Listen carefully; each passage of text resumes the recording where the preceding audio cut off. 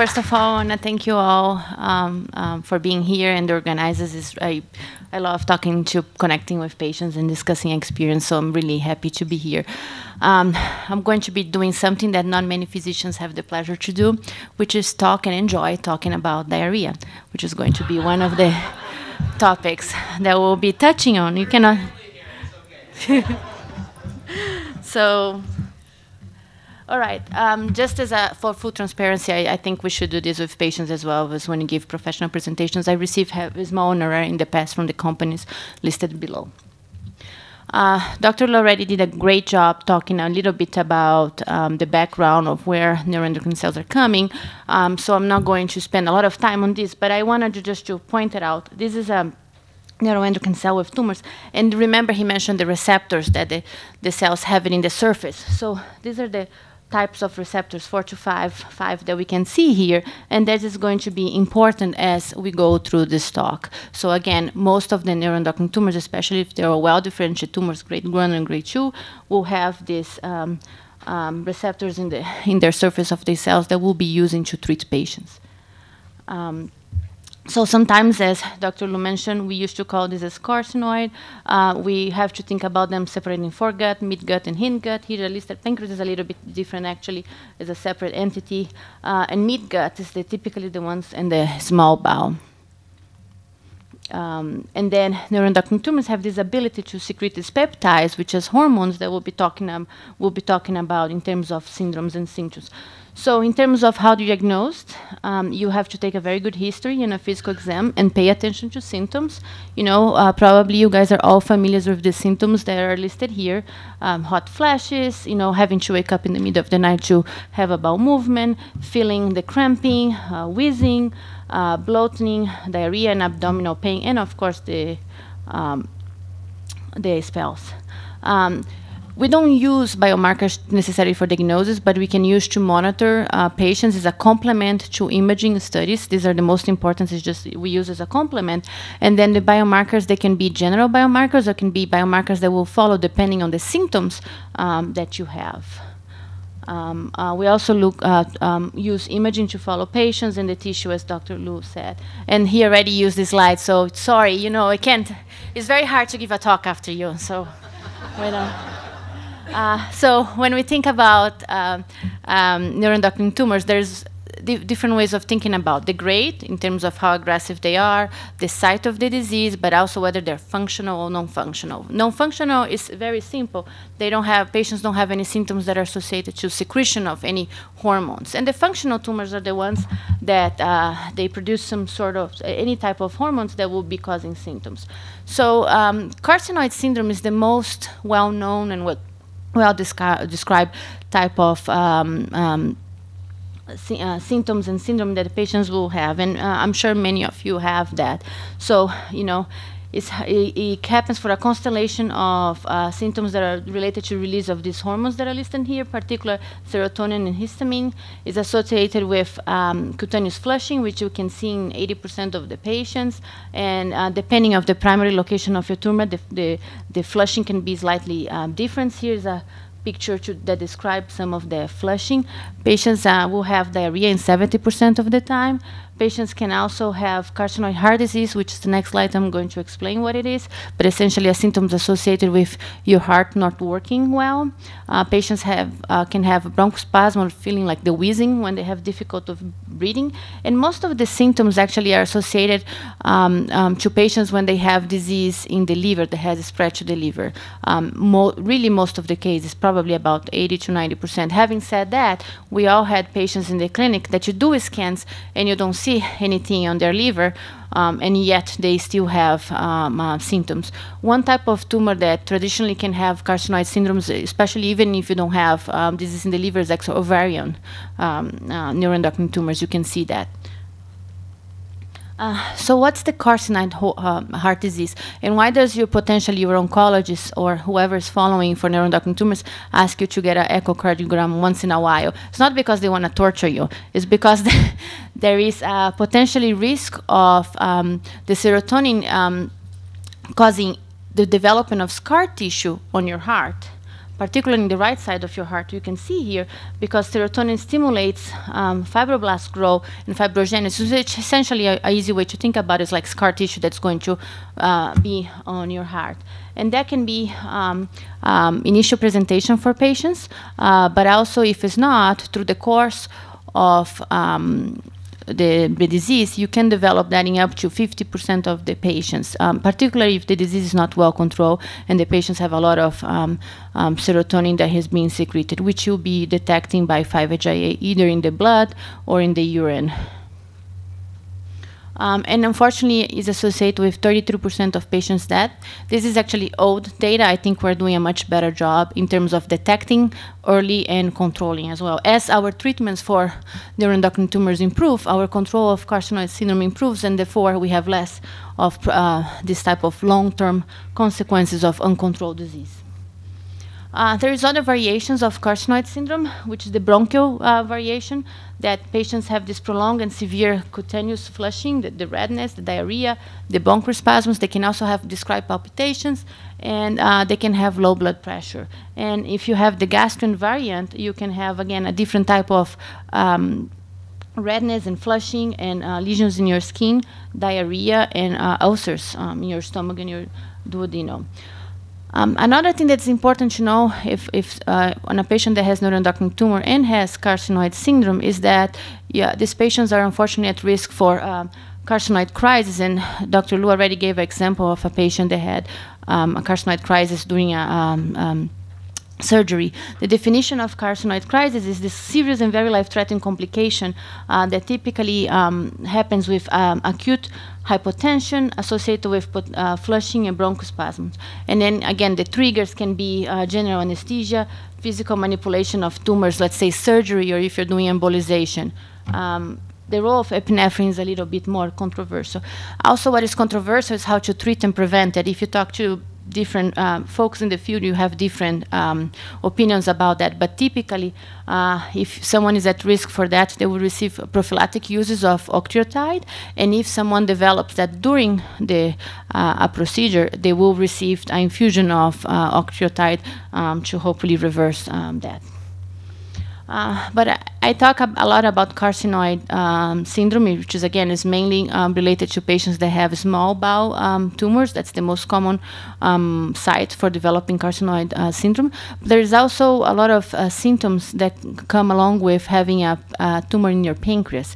And this is a list of types of different pancreatic neuroendocrine tumors that will secrete hormones. So, for example, you might have heard the name insulinoma, right? What is that? It's a tumor that secretes insulin, and insulin controls the blood sugar. So if you have a tumor secreting insulin, that's a lot of that, your blood sugar is going to go really low. Thankfully, this is a very rare disease, and normally it's treatable with a resection of the tumor. 90% of the patients that have an insulinoma are having a tumor that's not going to spread. Only about 10% of the patients will. So yes, Dr. Lu, surgery is the way to go.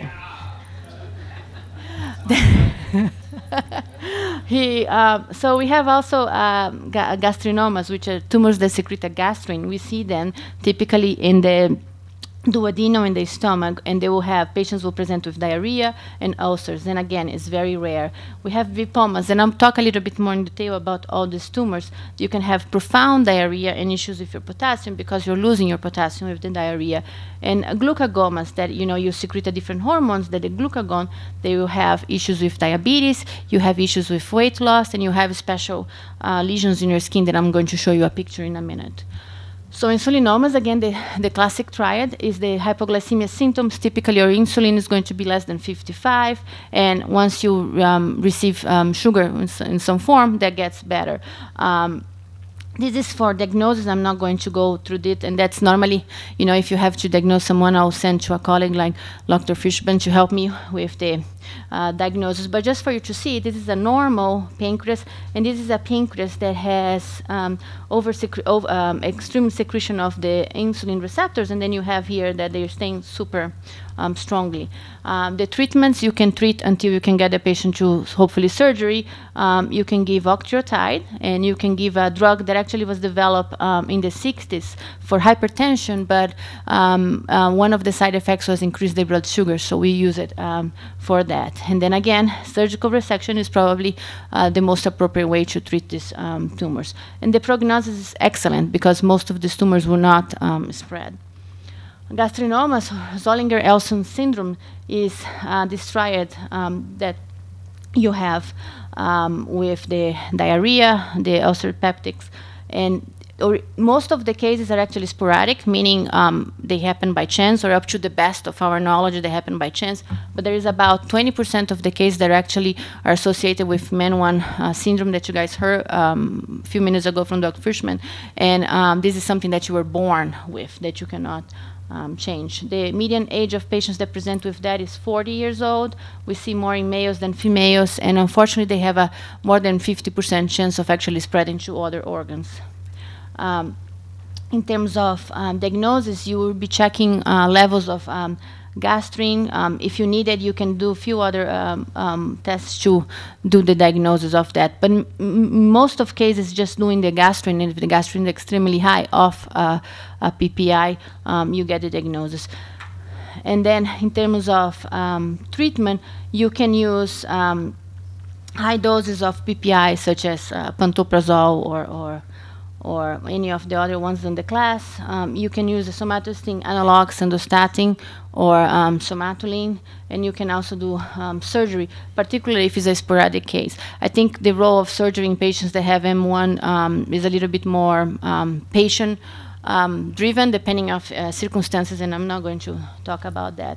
Then we have glucagonoma. Unfortunately, they tend to metastasize, and this is the sort of skin lesions that I was alluding to you before that I was going to show. These patients have increased elevation of the glucagon hormone, and so patients will have also diabetes, weight loss issues with cheilitis, and potentially even blood clots that are associated with this syndrome. And here we have the list of medications. And surgery is a little bit more controversial, depends on how much disease you have. Again, there is always a role for debulking surgery in someone that has a lot of disease. You can make their symptoms or control their symptoms much better if you potentially can remove most of the tumors. Then we have vipoma. That is also very rare. Unfortunately, again, even at the time of the presentation, most of the patients who have disease, they will have spread. Is typically with a tumor in the tail or the body of the pancreas, and you will see this profound diarrhea. You will see low levels of potassium. But thankfully, patients respond really well to somatostatin analogs, such as octreotide. There's other hormones that a tumor can secrete, and here a list of some, including like calcitonin that will cause flushing and diarrhea, ACTH that will cause Cushing syndrome, which is essentially we can see in a lot in lung cancers, but sometimes pancreatic neuroendocrine tumors can also have that. And one thing that I didn't put a slide on, but is important to mention, is that sometimes a patient can start with a tumor that is non-functional, and through the course of the years develop a syndrome. So, you know, and this is important again because you have to be a very good team that will follow you and will pick up on these things, because you know, there is a very dynamic process through the course of the year. So I could not emphasize how important it is to have at least someone on your team that is familiar with neuroendocrine tumors. How do we treat that? When I'm going to talk about treatment, I'm going to try to focus just on symptom control, and I'm sure Dr. Lewis is going to be talking much more in detail about treatment options for the neuroendocrine tumors, because some of the treatments that we use, they help with controlling symptoms, but they also help with controlling the disease per se. So for symptom control, remember that I mentioned this picture here with the receptors? Well, we have in our body a somatostatin hormone that is a hormone that actually binds to these receptors and causes a lot of things. Some of the things are good things, and some of the things are not so good, especially when we're giving artificial somatostatin analog, right? Because they will come with the side effects. So if someone has diarrhea and you're going to use this hormone, that is going to lead with decrease of the GI secretion, so you're seeing less diarrhea. but at the same time, it's also going to reduce the mobility of your gallbladder. So probably when you start on your sandostatin, on your somatulin, your physician said, oh, by the way, one of the side effects that can happen is that because you might develop gallbladder stones. Well, now you understand why. Because you are giving a hormone that is going to inhibit the gallbladder flow. How do we know that works? One of the first studies that were done about that was done by Dr. Coves, and then he gave octreotide, which is sandostatin, injections 3 times a day to patients. And he reported that patients that received this had a decrease in diarrhea, flushing, and then the biomarker, which is the urine 5-HIA, which we can measure in the urine, but also recently we can also measure in the blood. And then after that, a bunch of studies have been done to try to understand if giving these hormones, the somatostatin analogs, will help in controlling symptoms. And I'm not going to show you the biochemistry, but here, look how good in most of these different ways of giving the somatostatin analogs, they help in controlling the symptoms, meaning by decreasing the flushing, decreasing the diarrhea, so forth. And these are the 2 somatostatin analogs that are commercially available. We have loriotide or somatulin, and we have sandostatin. And you can just discuss with your physician which one will better fit you. I think they both work the same. There has no head-to-head comparison study. It's just a question of what fits your preference better. And your physician can discuss with you the slight difference between them. And here's just to mention side effects. Some patients can report abdominal pain, headaches, dizziness, and fatigue. Fatigue, I have to say, that is something that the patients see a lot with the disease, but also when they start the medication. How do we manage the symptoms once you start the patients on the shot and they don't necessarily feel better, or they're still having a lot of flushing, a lot of diarrhea, or any of the other symptoms that I mentioned for the pancreatic neuroendocrine tumors. So we can increase the dose of the octreotide, right? You can double the dose, but we know that if you're receiving octreotide or sandostatin, you can go up to 60 milligrams a day, meaning 2 shots. You can also do what's called rescue shots with the short-acting sandostatin up to 3 times a day, or even more if you needed to. Or if you know, let's sample that you're you are in the holiday season and you're going to a party and you want to drink a little bit more of wine and you want to have a little bit more of cheese and chocolate. And you know that all that triggers your flushing and your diarrhea. Does it feel common? Does it feel like it's real to you? So you have you can have your extra shot with a short acting for indulging yourself, if I may. Hey, I'm all for wine and chocolate, trust me. And these are the data that Dr. Strasberg, who I train under, actually published in terms of going above the label dose for sandostatin, up to 60 milligrams. And he showed that you can actually improve symptoms in many, many patients. So it's definitely a possibility. But now we have another possibility that works quite well, that probably came up about 2 years ago, which is telerostat or Shermelo, which is a pill you take 3 times a day. And it's essentially, we know that carcinoid is associated with serotonin production. So if you give this pill, you block the production of serotonin, and that decreases your diarrhea and potentially flushing. So I'm not going to go in detail on all this, of course, but it's just to say that there was a very well done randomized phase 3 clinical trial comparing receiving the pills versus placebo. And the results are here. Patients that received the pill actually did better in terms of decreasing the diarrhea. And these were patients that had 4 more bowel movements a day. There was studies that have been done with patients that had less bowel movements a day, and the drug was also effective. There is something else that we can do. I mentioned that most of the patients, if they have symptoms, they'll have symptoms because they have a lot of disease in the liver, right? So what we can do, we can kind of take away the disease in the liver. So that's when I call Dr. Lu and say, I'm a loser. I can fix my patients with my medications. Can you take care of my patients? And then he can go and he can cut parts of the liver that are sick, and the patients will have less symptoms. Another way to do that is with embolizations. I think we'll have a talk about that. Which type of embolization you have to decide with your doctor. There are different ways. There's no head-to-head trial that had compared the different ways that you do embolizations of the liver, and I'm sure this is going to be addressed later. But it's very effective in, you see here all these tumors, and then after the embolization you see much less. Again, this is just to focus on symptom response. So if you have a lot of symptoms and your liver is full of disease, it's consideration for that, and surgery is not an option. I cannot not mention the role of chemotherapy, particularly in pancreatic neuroendocrine tumors. It doesn't work for mid-guts, but I think for pancreatic neuroendocrine tumors, it can be a highly effective way to shrink tumors and then control symptoms. So this is a scan on a baseline patient. Look at how much disease this patient has. And this is a regimen with 2 different oral chemotherapy drugs. You do not lose your hair with that. Look at how beautiful of response the patient had with that. So if you have a lot of symptoms, it could be a way of treating your symptoms as well. And finally, I'm sure Dr. Lewis is going to touch on that. We talk about the gallium, right? You scan and you have all these tumors. We know that we have the somatostatin. If we bind the somatostatin with a radiation little peptide, you can potentially take the radiation all the way to the cells, right? And that's, you can see here, which is precision medicine, what's called theranostics. That's the fancy way of describing that.